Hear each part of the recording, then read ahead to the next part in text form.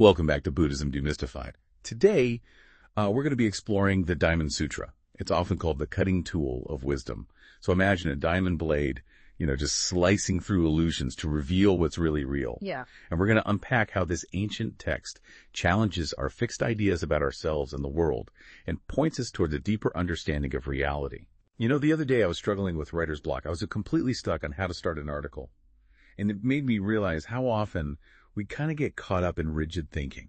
It's like we create these mental boxes for ourselves and then wonder why we feel trapped. So if you're enjoying these deep dives into the world of Buddhism, remember to hit that like button, subscribe to the channel, and leave a review if you're feeling extra generous.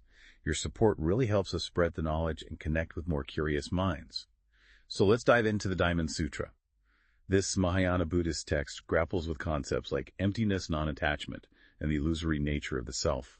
It can feel pretty heady at times, but stick with us because there's some profound wisdom here that can truly transform your perspective. Yeah, and it's important to remember that the Diamond Sutra isn't about nihilism or saying that nothing matters. It's not about, denying the reality of our experiences. It's more about recognizing the impermanence and interconnectedness of everything. Right. It's about seeing beyond those surface level labels and categories we often cling to. Exactly.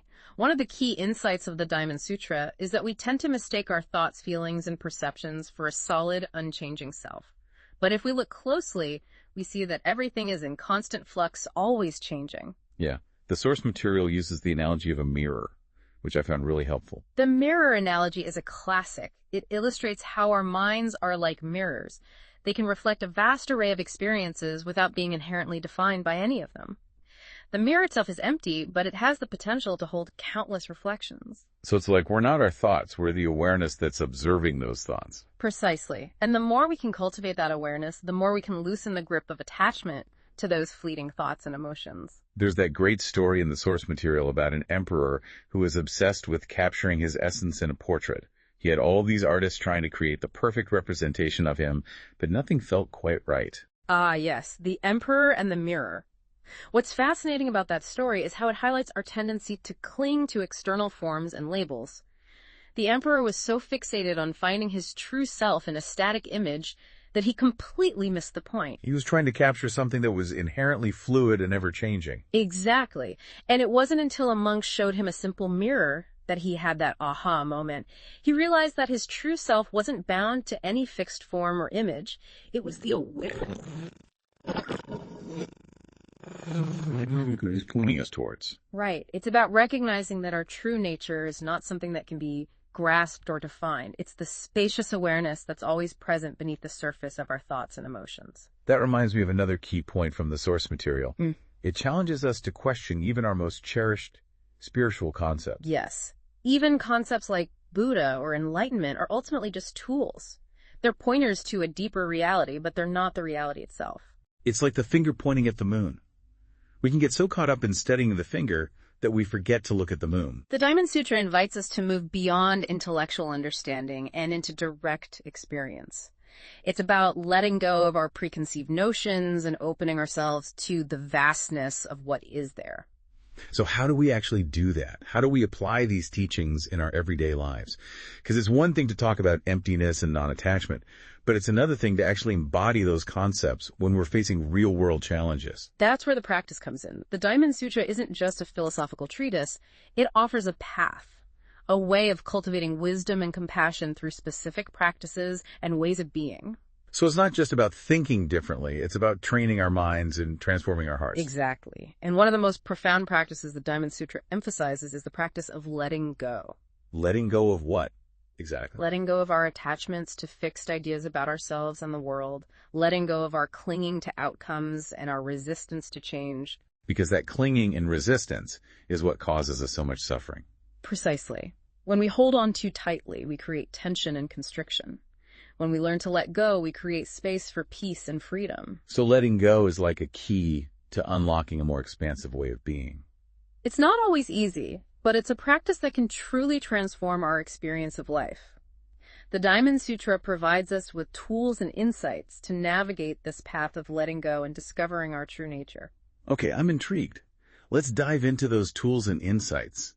What are some specific ways we can practice letting go in our daily lives? Well, the Diamond Sutra offers a variety of practices that help us kind of cultivate this art of letting go. One of the most fundamental is mindfulness. Mindfulness, it seems to be everywhere these days, but how does it connect to the teachings of the Diamond Sutra? Well, mindfulness in the context of the Diamond Sutra is about cultivating a clear awareness of the present moment. It's about observing our thoughts, feelings, and sensations without judgment or attachment. So it's not about emptying our minds or stopping our thoughts altogether. Not at all. It's more about creating a space between us and our thoughts, recognizing that we are not our thoughts. It's like becoming the observer of our own internal experience. Exactly. And as we develop this mindful awareness, we begin to see the impermanent nature of everything. Our thoughts come and go, our emotions ebb and flow. Nothing stays fixed. And that realization can be incredibly freeing. It is. When we're no longer clinging to the idea of a solid, unchanging self, we become less reactive to the ups and downs of life. We can ride the waves of experience with more grace and ease. So mindfulness helps us loosen the grip of attachment.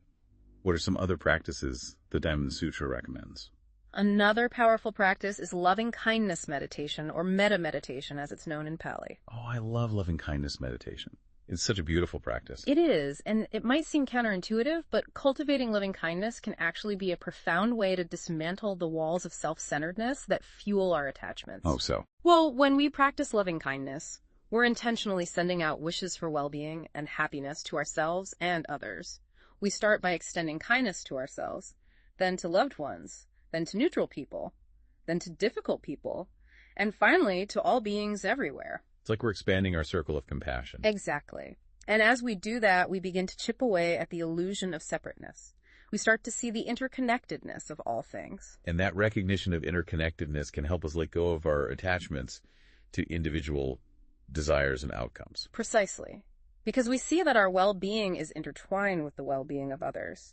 We realize that clinging to our own narrow self-interest ultimately leads to suffering. So mindfulness and loving kindness meditation are two key practices for cultivating non-attachment.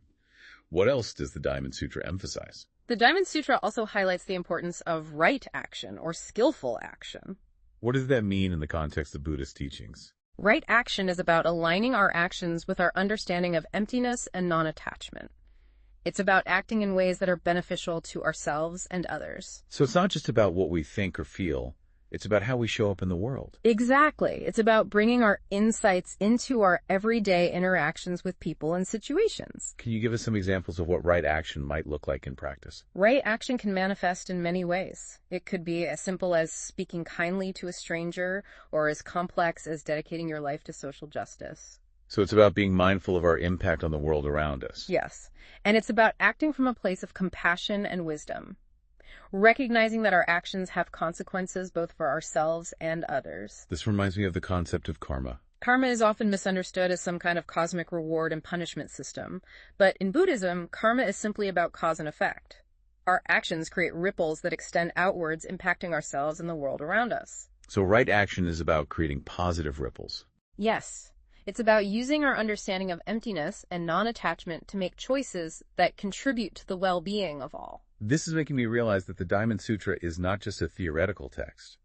It's a guidebook for living a more awakened and compassionate life. That's a beautiful way to put it.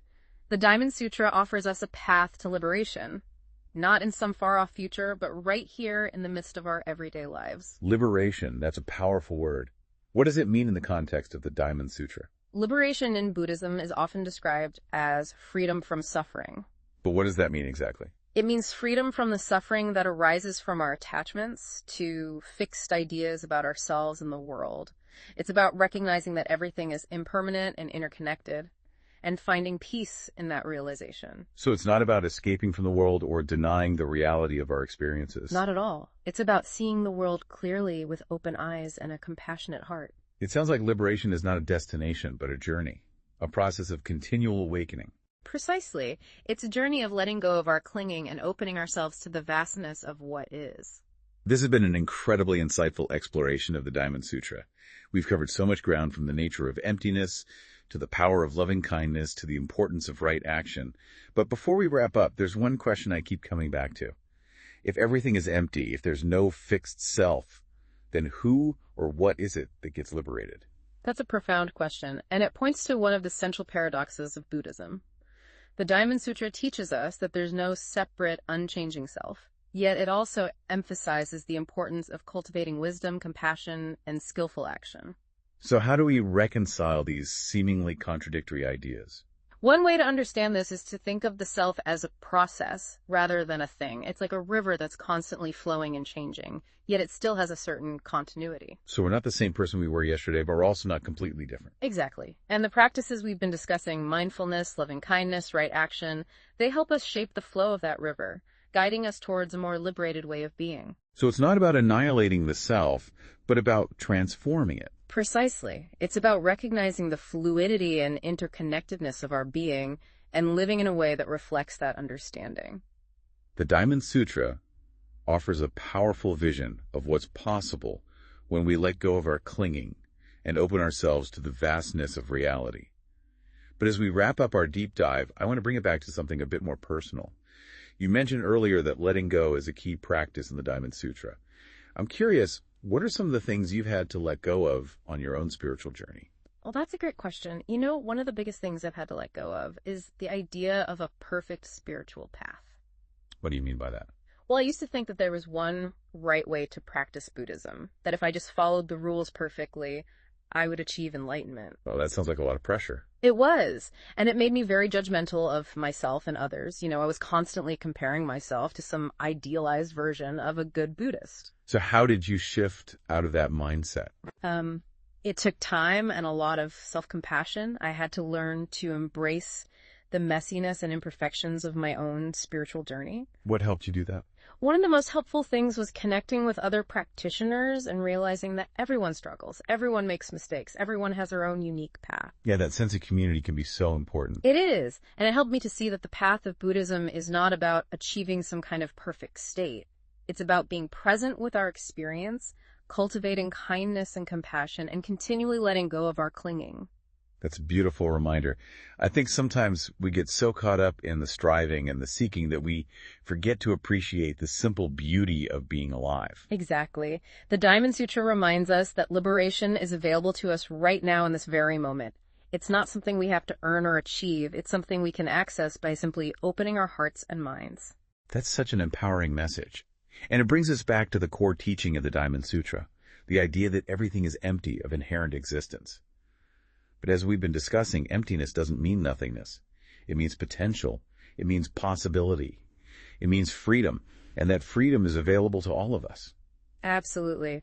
The Diamond Sutra is an invitation to step out of the confines of our limited thinking and into the vastness of what is. It's a call to awaken to our true nature and to live our lives in accordance with that understanding.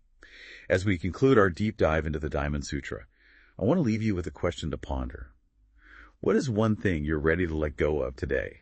It could be a belief, a habit, a relationship, or even just a thought pattern that's no longer serving you. What would it feel like to release that clinging and step into the spaciousness of the present moment? Take some time to reflect on this question and see what arises. And as always, thank you for joining us on this journey of exploration and discovery. Until next time, may you be well and may you be free.